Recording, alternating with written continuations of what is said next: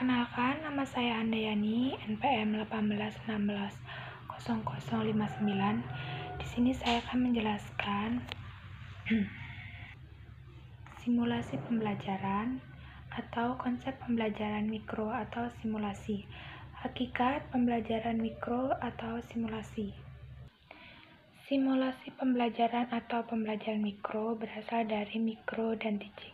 Mikro yang artinya kecil atau terbatas, teaching artinya itu mendidik. Jadi, micro teaching adalah salah satu pendekatan atau cara untuk melatih penampilan dasar mengajar yang dilakukan secara mikro atau disederhanakan dalam waktu dan akomodasi yang terbatas. Penyederhanaan ini terkait dasar di setiap dasar komponen pembelajaran.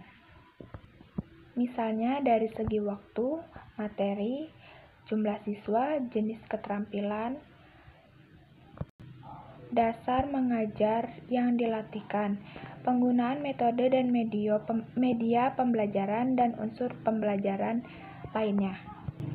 Agar dapat melewati atau bisa menghadapinya, maka kita perlu kesiapan pengetahuan dan pengalaman praktis yang memadai sehingga dapat melaksanakan pembelajaran yang maksimal dalam situasi pembelajaran yang sebenarnya.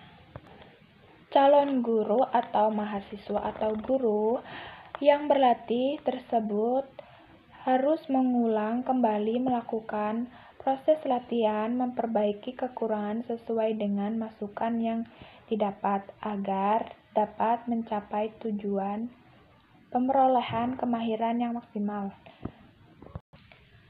Tujuan dan manfaat pembelajaran mikro: mempersiapkan, membina, dan meningkatkan mutu guru dalam memenuhi standar kompetisi pedagogik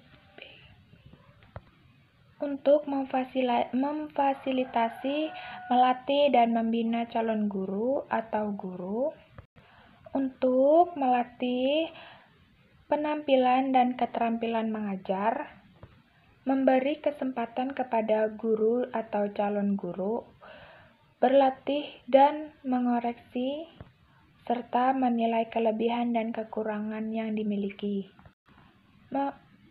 Untuk memberi kesempatan kepada setiap yang berlatih, calon guru atau guru tersebut.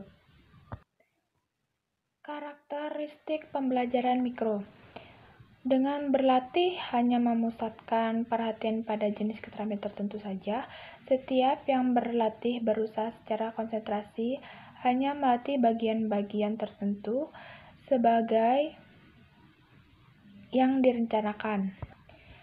Dalam bentuk penyederhanaan dalam pembelajaran micro teaching itu adalah sebagai ciri khas atau karakteristik utama dari pembelajaran mikro. Prinsip pembelajaran mikro. Pada garis besarnya, prinsip pembelajaran yang ada bersifat umum dan berlaku serta harus menjadi acuan dalam setiap pelaksanaan pembelajaran. Prinsip-prinsip umum pembelajaran. Prinsip perhatian dan motivasi, aktivitas, balikan dan penguatan, tantangan, perbedaan individual. Adapun prinsip yang menjadi aturan atau ketentuan dalam penerapan pembelajaran mikro, fokus pada penampilan, spesifik atau konkret, umpan balik, keseimbangan dan ketuntasan, maju berkelanjutan. Unsur-unsur pembelajaran mikro. Micro teaching is real teaching. Micro teaching focus on training for the accomplishment of specific tasks. Micro teaching allow for the increased control of practice. Metodologi pembelajaran dalam kurikulum 2013 Menurut Panduan Teknis Kurikulum 2013, Sekolah Dasar Pembelajaran dalam Kurikulum 2013 bercirikan 1. Tematik terpadu, 2. Pendekatan saintifik. Tematik terpadu adalah pembelajaran terpadu yang menggunakan tema, memberikan pengalaman bermakna kepada siswa secara utuh. Kalau pendekatan saintifik itu pembelajaran yang mendorong anak untuk melakukan keterampilan-keterampilan ilmiah, yaitu mengamati, menanya, mengumpulkan informasi, mengasosiasi, dan mengkomunikasikannya. Penerapan pembelajaran tematik. Pelaksanaan pembelajaran tematik SD mengacu pada buku panduan guru dan buku siswa. Guru perlu mengembangkan buku tersebut sesuai dengan pendekatan saintifik. Selain itu, jadwal pembelajaran perlu dibuat oleh guru. 1. Pengaturan jadwal pembelajaran tematik. 2. Pemanfaatan teknologi informasi dan komunikasi TIK dalam pembelajaran. 3. Persiapan dan pelaksanaan kegiatan pembelajaran. Sebelum melakukan atau mempersiapkan diri untuk melaksanakan pembelajaran mikro, sebagai guru atau mahasiswa harus mampu memahami hakikat pembelajaran mikro, mempelajari mendalam jenis-jenis keterampilan dasar mengajar yang akan dilatihkan dalam pembelajaran mikro, melakukan observasi ke sekolah atau tempat atau kelas, dan membuat persiapan tertulis seperti perencanaan pembelajaran. Membentuk kelompok peserta didik dibagi menjadi beberapa kelompok kecil sesuai dengan karakteristik model pembelajaran tersebut. Harus dilakukan oleh setiap peserta sebagai langkah awal proses pembelajaran mikro. Persiapan awal yang harus dikuasai dengan matang terutama memahami konsep dan teori. Konsep atau teori sangat penting dikuasai sebagai dasar atau persiapan untuk menunjang kelancaran praktek yang akan dilakukan dalam tahap selanjutnya.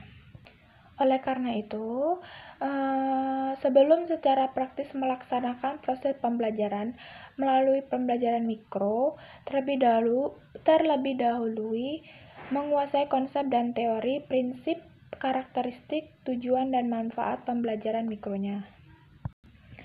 Penilaian proses dan hasil pembelajaran. Dalam penerapan RPP, guru harus melakukan penilaian pembelajaran selain mengacu kepada standar penilaian, juga harus mengacu pada standar proses.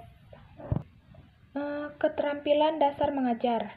Keterampilan dasar mengajar, teaching skill pada dasarnya adalah merupakan sebuah perilaku atau kemampuan atau keterampilan skill yang bersifat khusus dan mendasar, most specific instructional behavior yang harus dimiliki guru sebagai modal dalam mengajar. Dengan dikuasainya setiap jenis keterampilan dasar mengajar, maka guru akan dapat melaksanakan perannya sebagai pengelolaan pembelajaran dengan baik. Ada beberapa keterampilan yang perlu diketahui atau harus dipahami oleh para calon guru. Yang pertama itu keterampilan membuka pembelajaran. Keterampilan mengolah kelas. Kelas merupakan wahana paling dominan bagi terselenggaranya proses pembelajaran bagi peserta didik. Keterampilan guru dalam menciptakan dan memelihara kondisi belajar yang optimal, serta keterampilan mengembalikan kondisi belajar di kondisi yang optimal bila terdapat gangguan dalam proses belajar, baik yang bersifat gangguan kecil dan sementara maupun gangguan yang berkelanjutan. Keterampilan menggunakan media atau alat. Dalam proses pembelajaran ditandai dengan adanya perubahan tingkah laku baik yang menyangkut perubahan pengetahuan kognitif, keterampilan psikomotor maupun yang menyangkut nilai dan sikap atau afektif. Dalam proses pembelajaran ada banyak faktor yang mempengaruhi tercapainya tujuan pembelajaran, diantaranya kompetensi guru, kondisi peserta didik, lingkungan belajar, metode pembelajaran, teknik pendekatan, serta yang tidak kalah penting dalam pembelajaran.